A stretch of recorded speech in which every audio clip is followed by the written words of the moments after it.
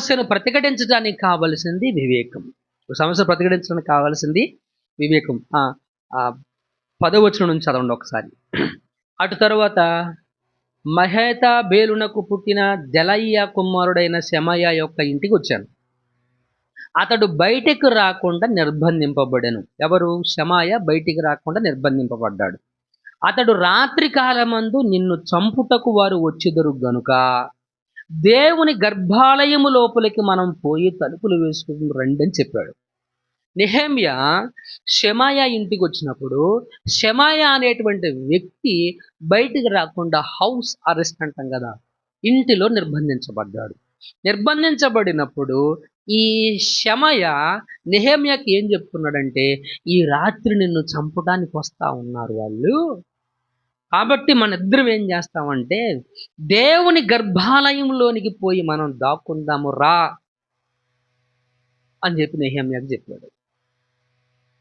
ఈ మాట మనకు చెప్తే మామూలుగా ఉండదు, హార్ట్ అటాక్ వచ్చేస్తుంది. అవునా కదా? మిత్రులారా గమనించండి, రా అని చెప్పినప్పుడు నా వంటి వాడు పారిపోవచ్చునా? ఎంతటి వాడనైనా నేను నా ప్రాణము రక్షించుకోవడానికి గర్భాలయంలో ప్రవేశించవచ్చునా? నేను అందులో ప్రవేశించను. అప్పుడు నెహెమ్యా అర్థం చేసుకున్నాడు. ఏం అర్థం చేసుకున్నాడు? దేవుడు అతన్ని పంపలేదనియు, టోబియాను సన్బల్లటును అతనికి లంచమిచ్చినందున నా విషయమై ఈ ప్రకటన చేసిననియు తేటగా కనుగొంటిని. ఎలా కనుగొన్నాడంట? తేటగా. అతడు ఎందుకు, ఆ షెమాయా అనేటువంటి వాడు ఎందుకు ఆ మాటలు చెప్పాడు? వీడు లంచం తీసుకున్నాడు. ఎవరి దగ్గర లంచం తీసుకున్నాడు? టోబియా సన్బల్లట్టు దగ్గర లంచం తీసుకుని ఈ దుష్ప్రచారం అనేటువంటిది, ఈ చెడ్డ మాటలు అనేటువంటివి బెదిరించే ప్రయత్నం, భయపెట్టేటువంటి ప్రయత్నం, బలహీనపరిచేటువంటి ప్రయత్నం తెలుసుకున్నాడు.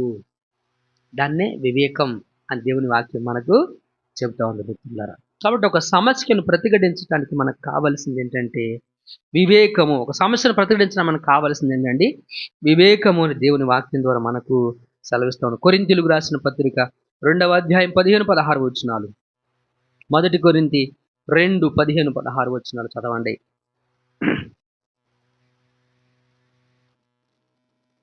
ఫాస్ట్గా తీయాలి. ప్రభువు మనసు ఎరిగి ఆయనకు బోధింపగలిగిన వాడెవడు? 15-16 వచనాలు. ఆత్మ సంబంధమైన వాడు, ఆత్మ సంబంధి అయిన వాడు అన్నిటినీ